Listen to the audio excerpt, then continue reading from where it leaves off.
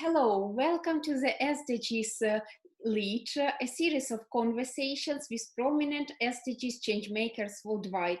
Today, I am deeply honored to talk with Jane Poole-Wilson from the Isle of Man, a solicitor focusing on employment law and politician elected to the Legislative Council, which is the upper branch of Tynwald, the oldest continuous parliamentary body in the world. Given the fields of activities of Jane, today we will in particular focus on the SDG number 10, which is Reduced Inequalities, and climate action, which is the 13th SDG. Thank you so much, Jane, for joining. It's a deep, deep honor. Thank you very much for inviting me. I wonder if we can start with a more general perspective. What do you see as the key prerequisites or priorities for achieving sustainable development goals comprehensively by 2030? I think actually it's very much about commitment and about leadership, because I think with the challenges that we face in our times, if we don't have commitment to addressing things and we don't have the leadership to drive change, then we won't be able to make sufficient progress.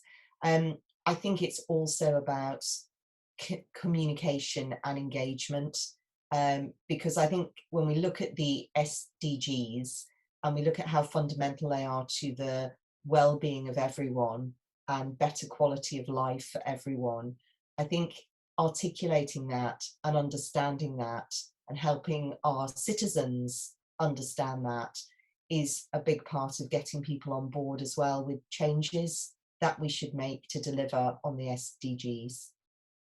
So it's ensuring that no one is left behind, and you mentioned very important aspect of citizens' awareness and raising this awareness in terms of promoting sustainability. What are the important decisions for the Isle of Man in terms of the Sustainable Development Goals, both now and probably some planned ones for the future? What do you consider as the most relevant? I think, the Isle of Man, we are very fortunate in that as a small nation, we are relatively well off as a small nation.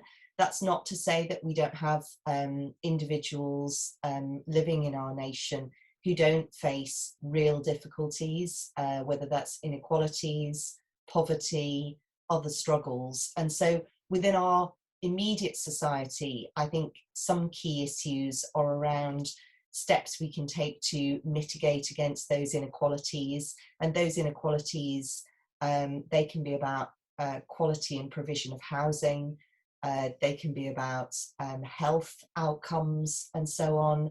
And we also have, I think, a really interesting challenge, which I think is one that possibly a number of developed countries face, which is intergenerational fairness challenges. So I think we have some actions we can take very locally to help address some of our own challenges. I think more broadly in a world context, the Isle of Man absolutely, although we are small, should continue to contribute to overseas aid and development. And I think the Isle of Man should do its absolute bit as regards climate change, in order to contribute to the world's action. And I think sometimes small places and small nations can act in a way that provides a good incentive and example to perhaps larger nations, which might find some things more of a struggle. We should be able to respond more nimbly because we are smaller. Here we talk about partnership, and I've noticed many examples of cooperation and support, and also, as you've mentioned, for taking this overall well-being where no one is left behind. And also, you as a equality champion in Tynwald, you have recently, as I know, called for the resolution against racism, fostering the conversations in in this field, why it is important. So how discrimination could be tackled, and how the laws here could help and change these inequalities.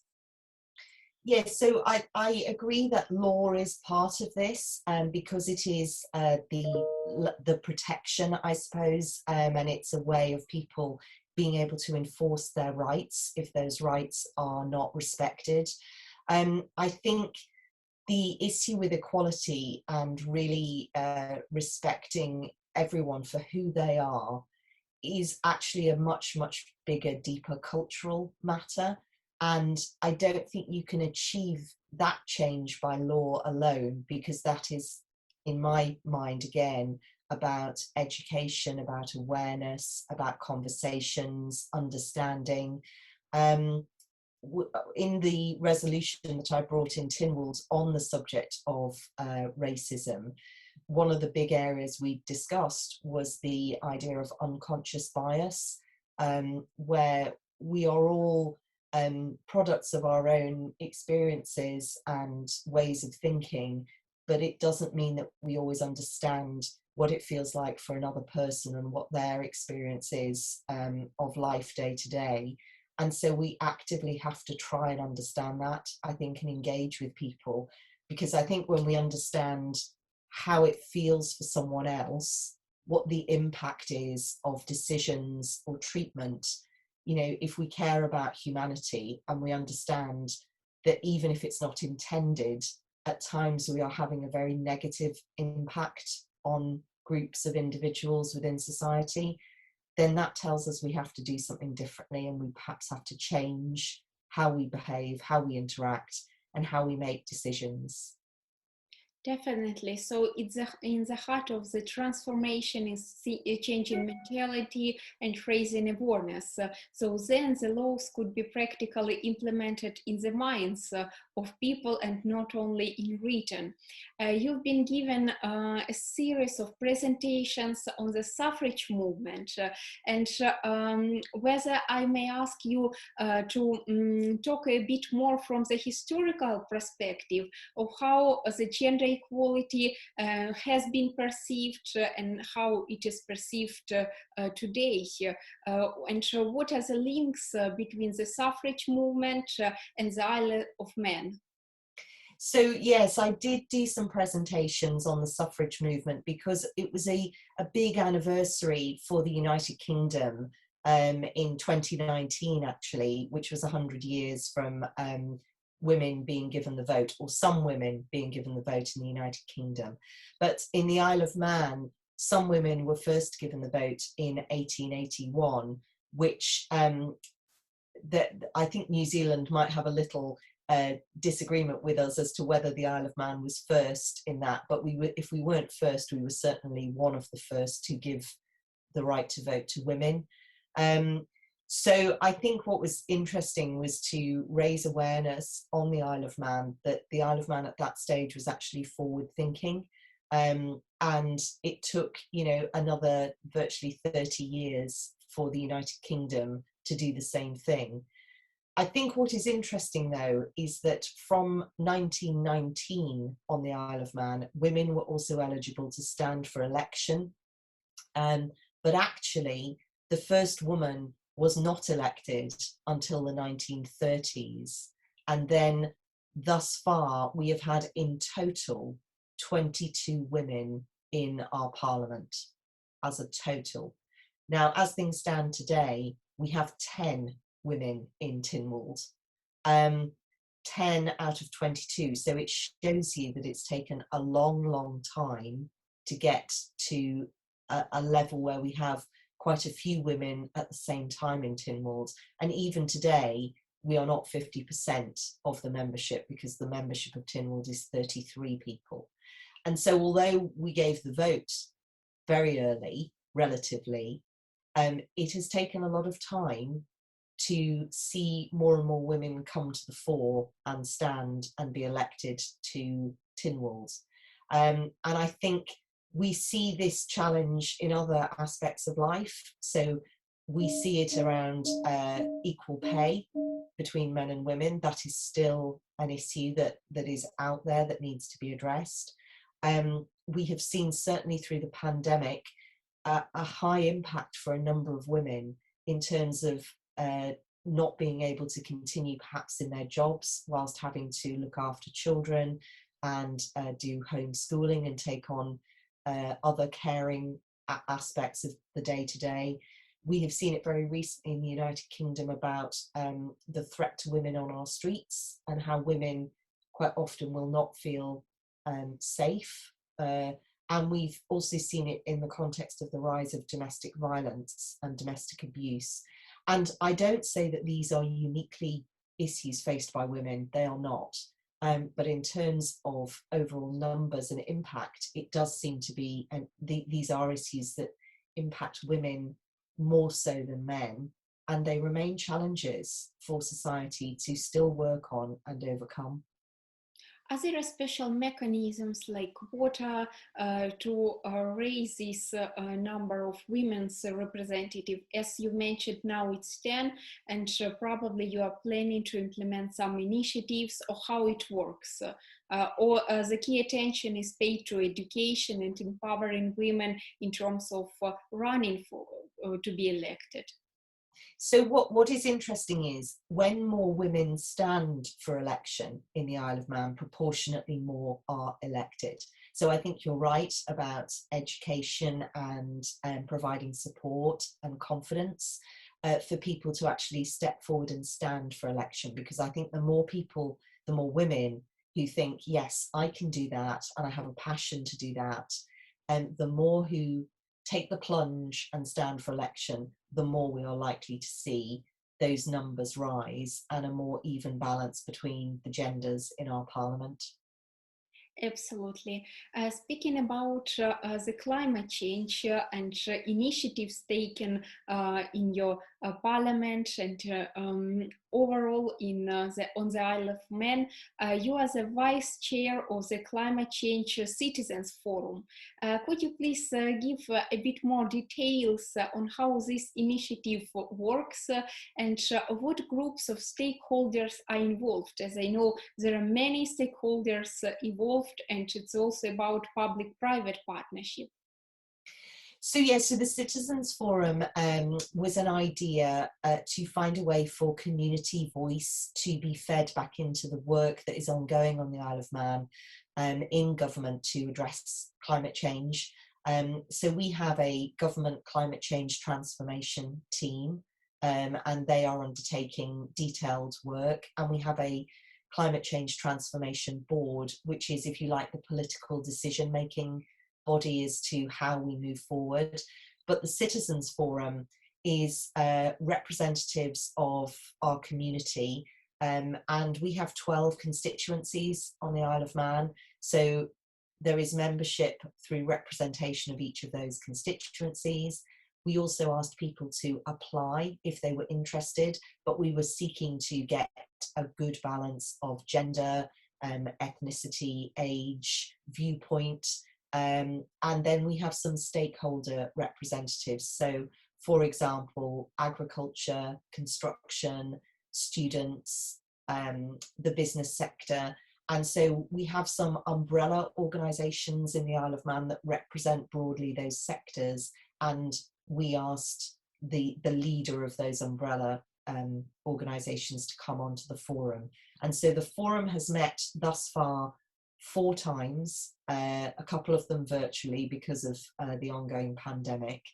And we have looked at specific issues, for example, looking at the built environment and what we might need to do to address buildings and the emissions that come from buildings, but also to hear the voice from the community as to what they see are the difficulties, the barriers, what they need to know more about, what would help them to make changes if they happen to have their own properties. So there's been a lot of practical engagement, and then the outputs of that engagement come back to the board and the transformation team to feed into the thinking about how the Isle of Man should move forward. It's just enormously inspiring practice, and I hope it will be heard also and followed probably in other communities. And your government's action plan includes a commitment to producing about 75% of the island's electricity from renewable sources of energy by 2035. So here we should probably move to the goal number 7, which is clean and affordable energy. So what measures are to be taken here, and what are the measures probably already taken to offset the current emissions? So the timing is of our conversation is slightly premature on that, simply because we currently have an energy strategy under development, which is designed to give us the pathway, the sequencing of steps, and the pathway towards that goal of moving away from fossil fuels to green, clean energy. And that is due to come forward within the next couple of months. And then there will be some further engagement and no doubt debate in Tynwald about the pathway we adopt. And I suppose we, as an island, we surrounded by sea, but also our weather quite often lends itself to windy conditions. We are well placed to take advantage of opportunities around renewable sources. The energy trilemma is one I think that everyone faces as they transition to renewable sources, in that renewable sources are intermittent, and so a sort of holistic approach has to be taken to harness renewable sources, but also balance the grid capacity and also potentially look at storage. But in terms of which particular measures the Isle of Man will adopt, that is coming through as we develop our energy strategy. And speaking about the leadership, who do you see here plays a vital role? The government, the community, or it's like simultaneous steps to be taken while then, when it is adopted, implementing this strategy? I think it has to be both. I mean, I think government obviously has a leadership role and can set out parameters. I was very fortunate to join the Commonwealth Parliamentary Association virtual conference earlier this week, which was about parliamentarians from across the Commonwealth coming together to prepare for COP26 in November in Glasgow. And I think one of the issues that was under discussion was that government can set the tone, for example, by how it regulates for the future of vehicles, for example, by perhaps setting a timeline for when fossil fuel vehicles will no longer be allowed to be registered. And the point that was being made is when government sets the tone, then others will respond, both in business and industry and manufacturing, but also people, citizens will respond. But I think as government sets the tone, it definitely has to engage with citizens, because obviously a lot of the change we're talking about is change to people's lives. And so it's very, very important, I think, to have that dialogue, that conversation, whereby people collectively understand why this is important, what type of changes we need to make, and then how those changes are going to be made. And particularly back to thinking about SDGs, how the most vulnerable are going to be supported through the changes so that we achieve a just transition. We don't leave anyone behind. Thank you so much for such amazing conversation and providing so many insights and visions and experience and thoughts. It's really deep honor. And as the last but not the least point, what would be your message to the world leaders as well as people watching us on how to reach the sustainable development goals, to inspire them, and what is the role of the government, citizens, in particular stakeholders, to make this, to reach this synergy effect? Thank you, Karina. I've really enjoyed talking to you. I think in terms of trying to inspire people, Albert Einstein said that it is not the people who do harm to the world who are a problem, but the people who stand by and do nothing to prevent that harm. And I think for all of us, but particularly people who are in positions to make change and leaders, we absolutely must take steps to address harms for the good of everyone.